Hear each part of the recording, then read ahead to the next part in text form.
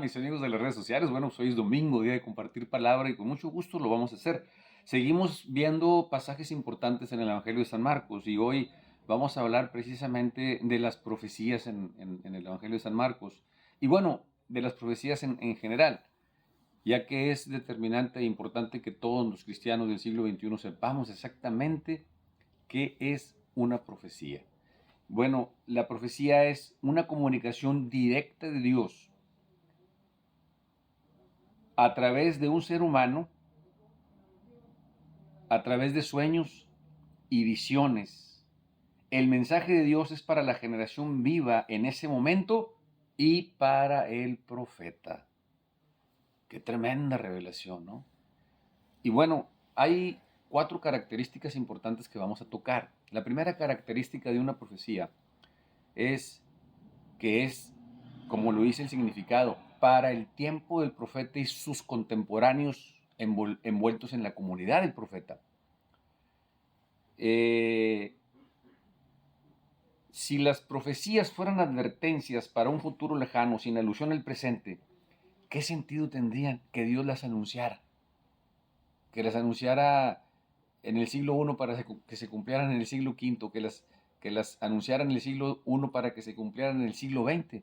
¿Por qué no se esperaría a que se acercara el suceso para en ese momento dejarla, soltarla? Entonces, por lo tanto, la primera característica es que es contemporánea. Deberemos descartar todos los anuncios meramente futurísticos y deberemos descartar todas las predicciones a largo plazo.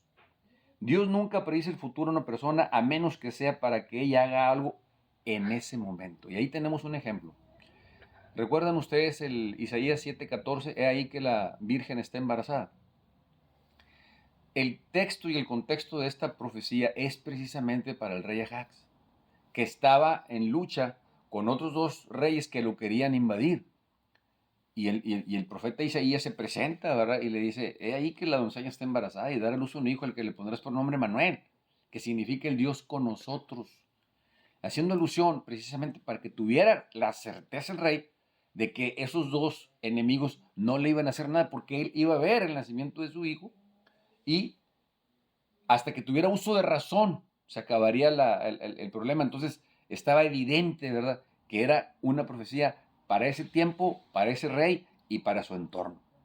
Que luego después se le encontraron aplicaciones, Mateo precisamente le encuentra una aplicación posterior para hacer alusión al Emanuel con nosotros, que es Jesús, y a la doncella o la Virgen, que es María, pero ya son aplicaciones. La profecía es contemporánea y es para el tiempo presente.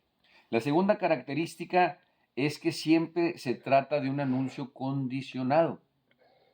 Se condiciona el anuncio precisamente porque la profecía se suelta, el profeta la suelta, pero va a depender también de que si la comunidad actúa o no actúa. ¿Se acuerdan ustedes de la novela de Jonás? Recuerden ustedes que este profeta quería evadir a Dios, ¿verdad? Y se vio envuelto en ciertos problemas, pero esa novela dice que la ciudad de Nínive sería destruida si estas gentes si los habitantes no se volvían a Dios a través de la prédica del profeta. ¿Y qué fue lo que pasó? Que no se realizó porque no se destruyó la ciudad. Es una condición prioritaria. Lo que haga la comunidad, lo que hagan los seres humanos dependientes de ese entorno. Entonces, la segunda es que siempre está condicionada, ¿qué? Al devenir de la comunidad para la que fue soltada. Este, y la tercera característica es que la profecía siempre, siempre será clara y nítida. Clara y nítida. Tenemos un ejemplo aquí, por ejemplo, en el libro de Amós 8, del 4 en adelante, dice, oigan esto, ustedes que oprimen a los humildes y arruinan a los pobres del país, ustedes que dicen, ¿cuándo pasará la fiesta de la luna nueva para que podamos vender el trigo? ¿Cuándo pasará el día de reposo para que vendamos el grano a precios altos y usando medidas con trampa y pesas falsas?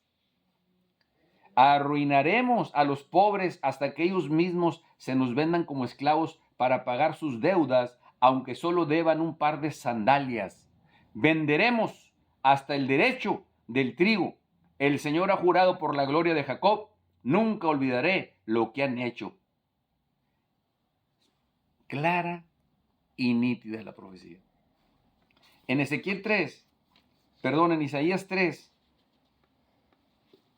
del 16 y 17, dice claramente: el Señor dice también a las mujeres de Sión que son orgullosas, que andan con la cabeza levantada, mirando con insolencia, caminando con pasitos cortos y haciendo sonar los adornos de los pies. En castigo las dejaré calvas por la tiña y pondré su desnudez al descubierto. Nítido, claro y sencillo. La profecía debe ser sencilla, nítida y clara, entendible. Y la cuarta característica es que la profecía siempre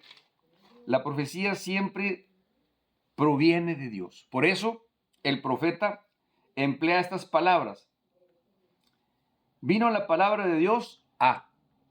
Vino la palabra de Dios a Isaías, vino la palabra de Dios a Jeremías, vino la palabra de Dios a Ezequiel. Y fíjense, esta palabra se repite 233 veces en la Biblia. Fíjense nada más lo importante de que la profecía proviene de Dios. Y cuando un profeta se presenta para hablar a la gente, siempre comienza diciendo: así habla Dios, o esto dice Dios. Y este estribillo se repite 900 veces en la Biblia. Qué interesante. Únicamente Dios puede revelar una profecía, porque solo Dios conoce la historia y solo Él puede dar indicaciones hacia dónde deberemos trabajar y colaborar con su proyecto.